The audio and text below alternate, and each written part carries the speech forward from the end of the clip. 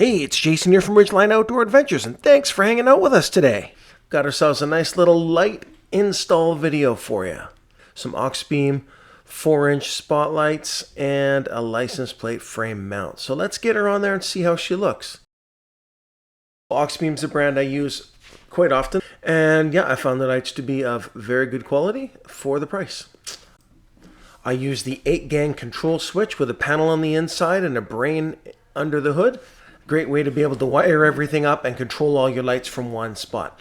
Hey, let's get the truck cleaned up in the front and do a little engine bay cleaning so that I don't get myself all dirty while getting her done. Hope you guys are enjoying this so far. Be sure to throw me a like and a subscribe if you don't mind. Anyway, we're getting the wiring done.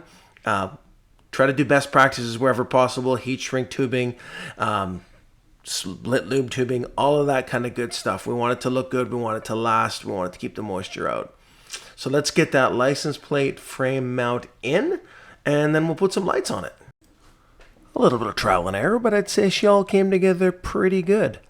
Alrighty then, let's get a few trim pieces out of the way so I can get the wiring cleanly run from the bumper right on up to that Auxbeam brain. Anyway, the biggest challenge here was just getting the wiring in and making sure that I wasn't having it touching the radiator, because heck, we don't want it to melt.